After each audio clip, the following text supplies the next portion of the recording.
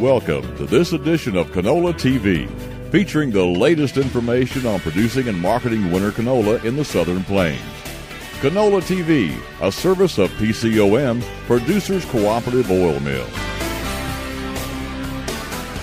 Hi everybody, welcome back to another edition of Canola TV. Join us today, Josh Bushong, our State Canola Specialist at Oklahoma State University. Josh, you've just gone through a couple of meetings, one in Enid, one in Altus now, and really great interest by these farmers wanting to get involved in planting canola this fall.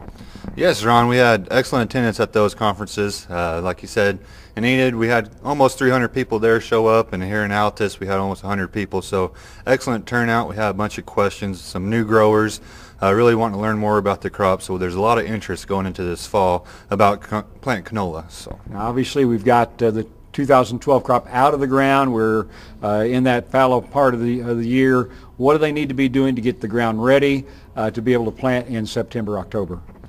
Well, Ron, if from now till planting season, which is just around the corner, September 10th, October 10th, if they're a conventional till farmer, they need to get their fields worked.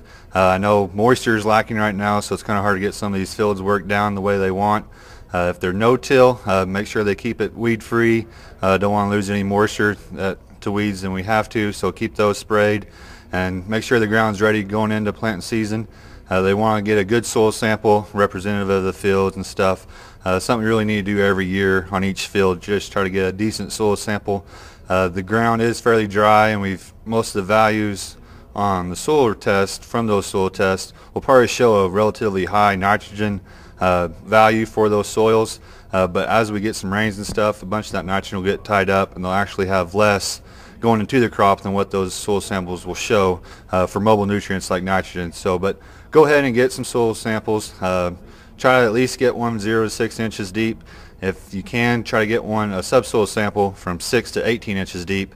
Most of you will know canola is a taproot crop, so it can mine for some of those stuff if it has the moisture to get that root down there. So trying to know what's down there. A lot of our micronutrients are more than sufficient at those depths. So just have an idea of what you got so you can kind of plan out your fertility regime for the rest of the year.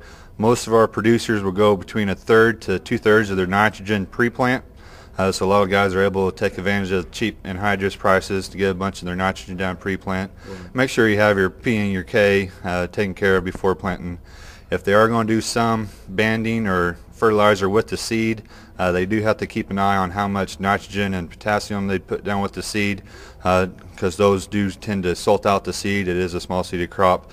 But if you're wanting some phosphorus, choose a fertilizer source that's high in phosphorus, low in nitrogen, like DAP or 1846O or something like that, or some liquids out there. Like you're mostly after your phosphorus with that banding fertilizer, especially if the soil is low in phosphorus or if you have low soil acidity.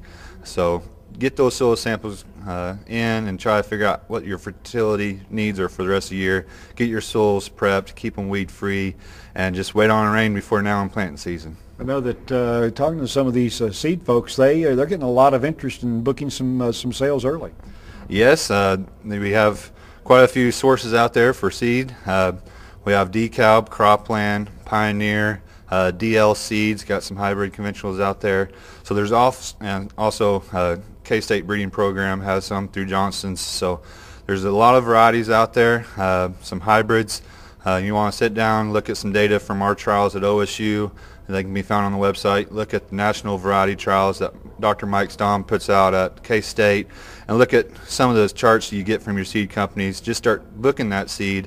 And if you are planting a decent amount of acres, try to plant more than one variety.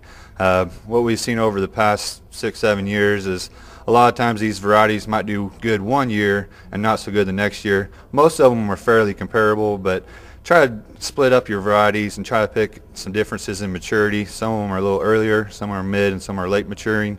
So try to spread out that harvest window. So if you're going to plant more than one field, I'd probably plant more than one variety, just to try to spread out that harvest window and get some different maturities out there. Okay, some good ideas as we think about getting ready for the 2013 growing season. We'll be planting it before you know it. Josh Bushong joins us today from OSU. I'm Ron Hayes for Canola TV. Canola TV, a service of PCOM and produced by OklahomaFarmReport.com.